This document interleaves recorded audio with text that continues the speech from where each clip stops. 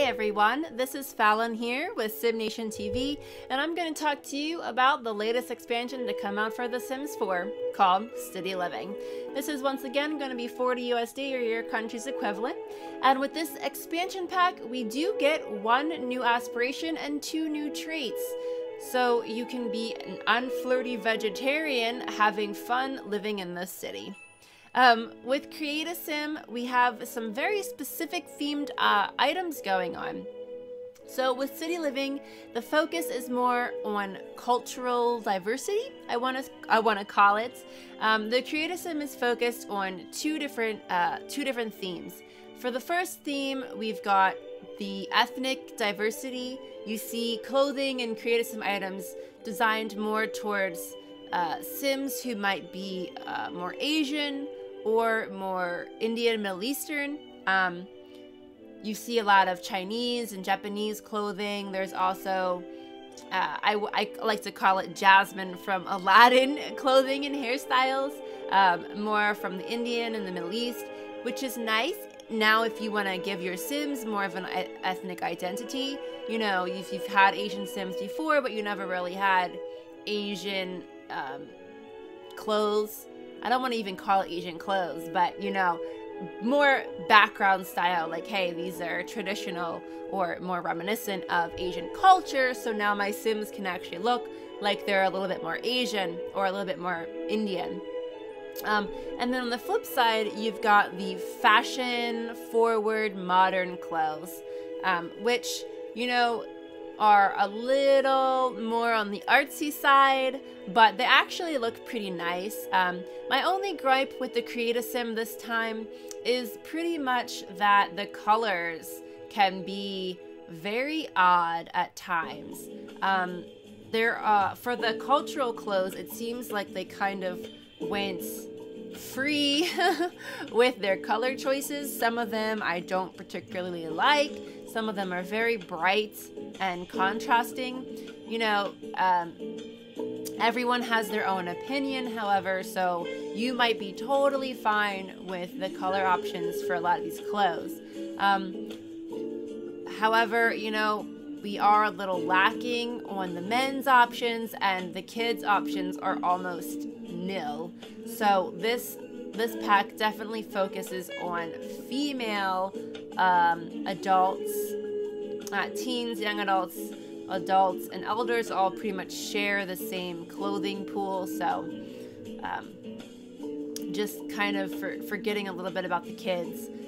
For some reason, kids aren't as ethnically diverse as the adult females, I guess.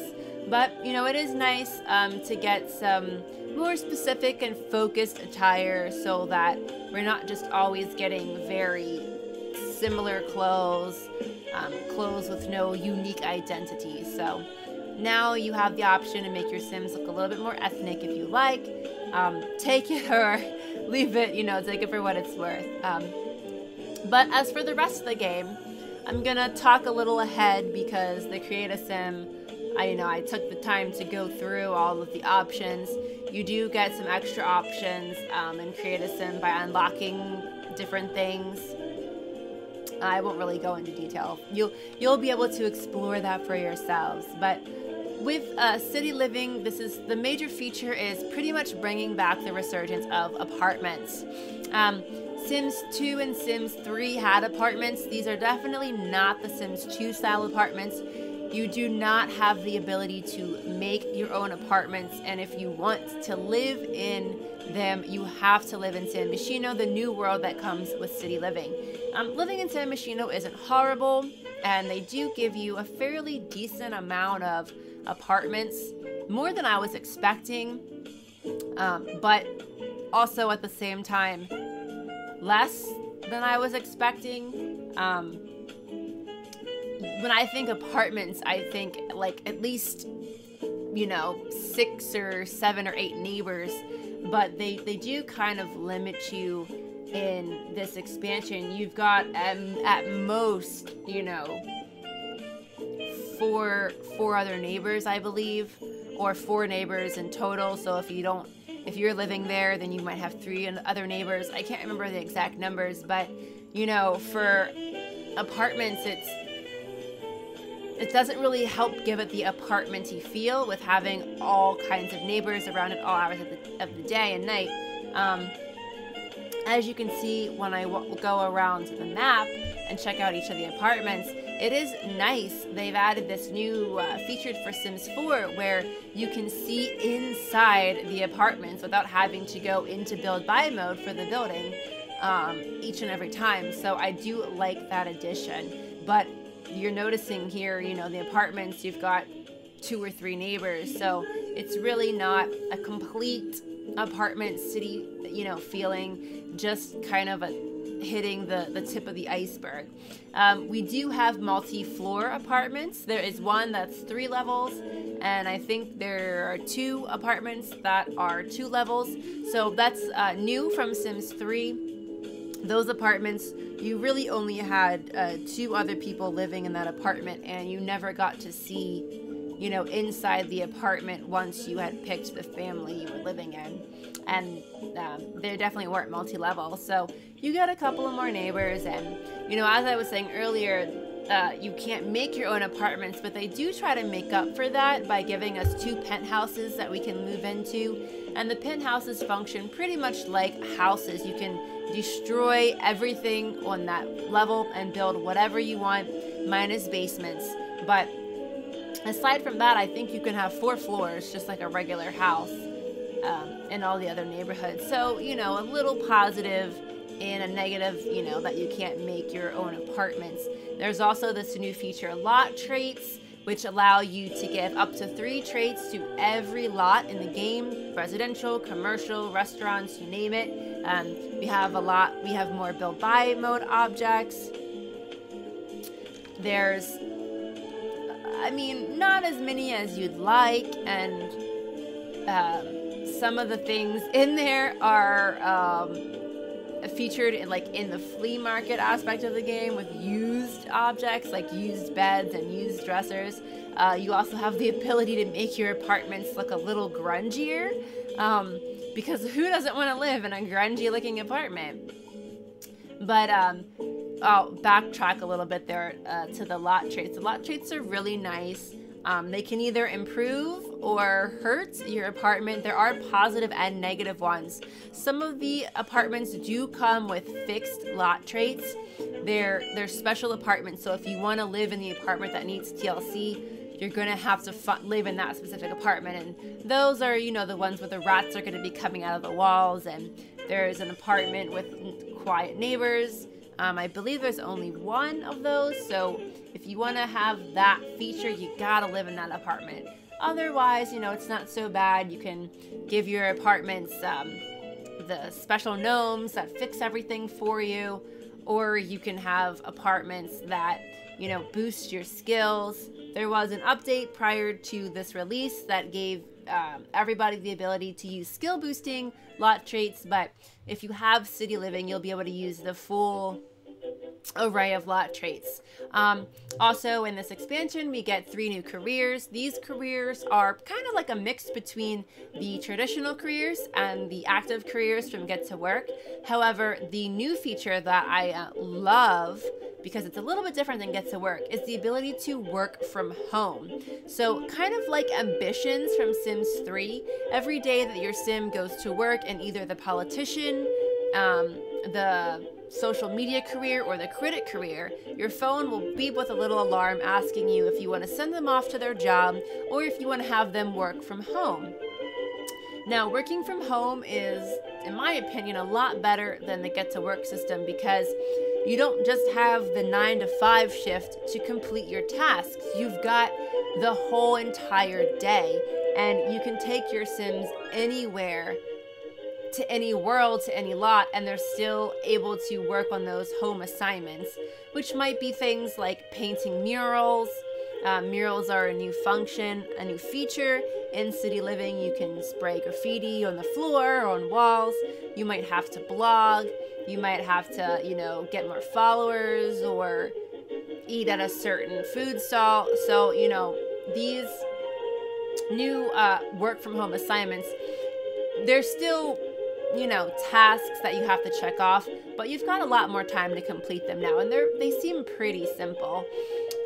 we do have a new object, the talking toilet. So, you know, if your sim is not very social, at least when they're in the bathroom, they've got a friend. But as you can see, I was talking about the murals.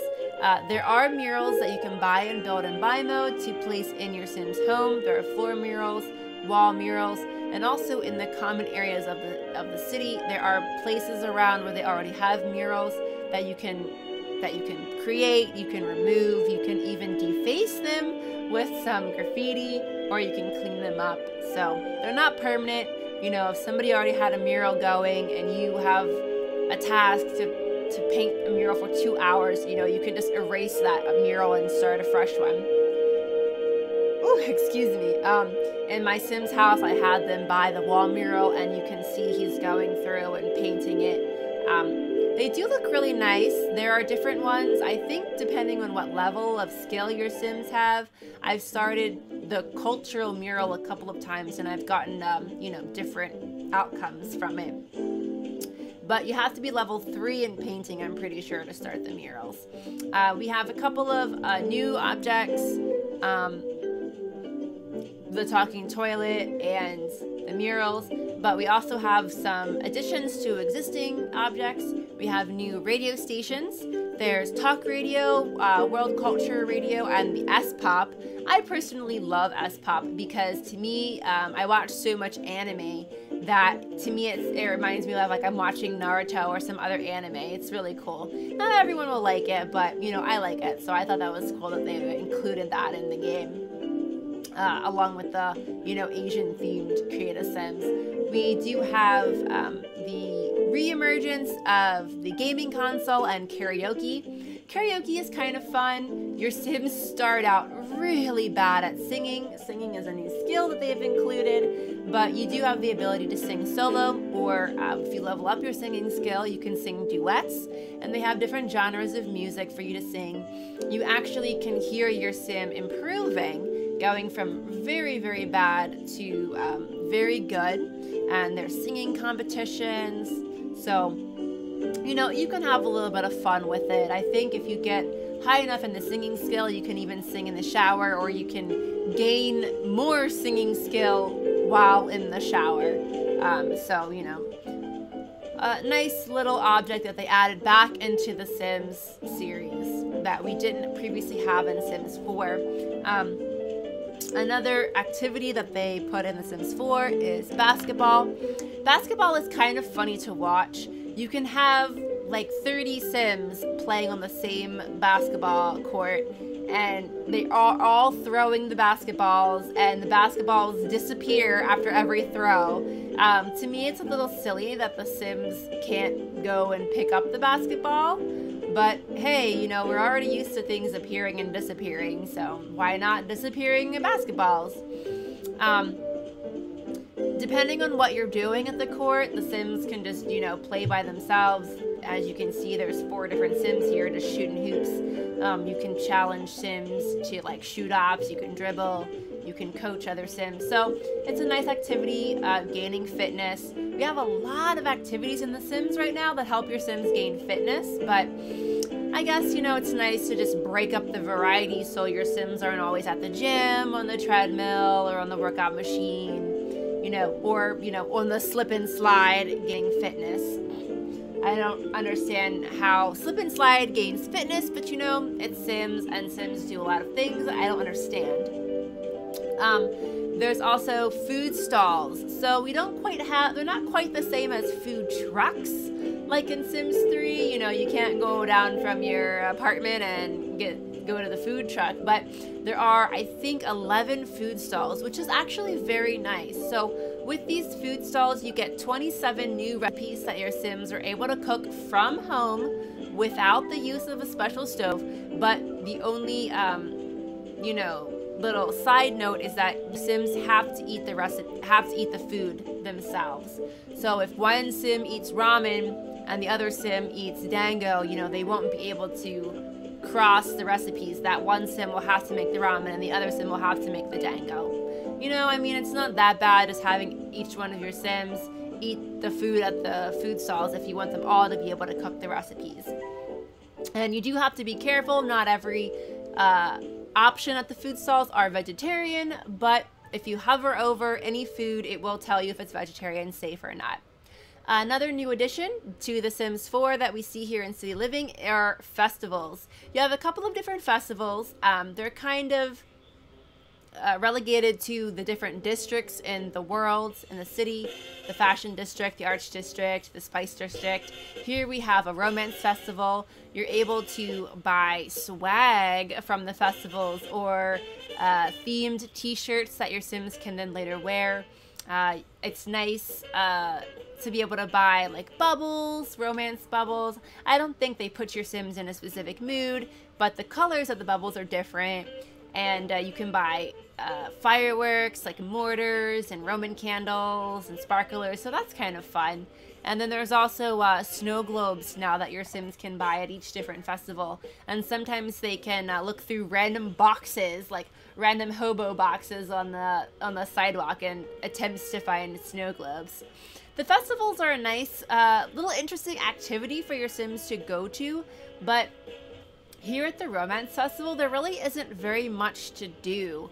The main point of this festival is for your Sims to drink this Sakura tea and then get all flirty. So, if you know you're having trouble getting a certain couple together, you might want to wait for the Romance Festival and get them drunk off of cherry blossom tea and have them confess flirty dreams, or, you know, joke about getting together and things like that. Very odd. There is not very much else to do. I mean, you can paint paintings and, you know, talk and eat, but for a festival, it's probably one of the ones where you do the least. There are other festivals, GeekCon, the Humor and Hijinks Festival. I've been to a couple of them. They occur on different days of the week. You will get notifications that they're happening, or if your Sims check out the community board posted up outside of their apartment door, they'll be able to read information on the festivals and what times of the day they're happening. You know, it's a nice little activity, but I can definitely see these getting repetitive if your Sims go to them each and every time. They're not random festivals, so you're gonna see the same things happen if you go to the same festivals. GeekCon is not too bad. There are computers, there are video gaming rigs. Your Sims can try to enter competitions to hack each other. Probably won't win unless your Sim that goes has got high computer, you know, skills, high video gaming skills, but it's still, you know, a nice little diversion. I haven't been to the Humor and Hijinks Festival, but, you know, you're either playing pranks on people or you're telling jokes, so I will eventually go to that one and see how that is, maybe. With apartments, you've got these quirky neighbors. I don't understand, like, either they're making noise or you're making noise, and they're banging on your door or you're banging on their door, or they're talking to you through their door because they're mad at you because you didn't answer the door when they were banging on the door. It's a whole thing. It's interesting, though, for storytelling, definitely. The flea market is kind of like a festival, but your Sims pretty much just go there if they want to buy cheap things. There are a couple of objects that you can buy that you might not find anywhere else. I did see a lamp for sale that had some color options that I'm pretty sure isn't available normally. It was a trash or treasure lamp, so you are able to find some, quote, unique items there. And also, if you've got collectibles, you're able to trade your collectibles with other vendors. I probably wouldn't go to the flea market that often because you know, if your Sims have money, they can just buy things from build buy mode. Only if, you know, there was something that you're not able to get normally, like I said, the lamp with the colors I've never seen. We got the return of the bubble blower. Sims are always so funny when they blow bubbles.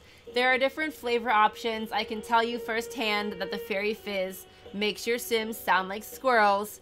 You all know those days of sucking helium. Well, it's just like that. Now, we're getting to the end of the video, so I'm just going to wrap this up for you. In my opinion, there are more pros than there are cons. The ability to see inside of the apartments, the addition of lot traits, the new food recipes that you can get, the new food stalls. You can add this food to your restaurant if you have a restaurant. And, you know, all in all, I want to give this expansion a 6.5. I can't quite give it a 7 because you can't make your own apartments, and you do have to live in San Myshuno if you want to live in an apartment. And, you know, just a little bit lacking than what we were expecting from this expansion. But all in all, I do like it. I have fun. There are new things to do, and I hope this helped you make your decision a little bit easier. Thank you guys so much for watching. I hope to see you for my next review. This is the y'all most have a great satisfying day. thing Thanks. ever. Bye. We are God in SimCity 4. Wow, that was loud.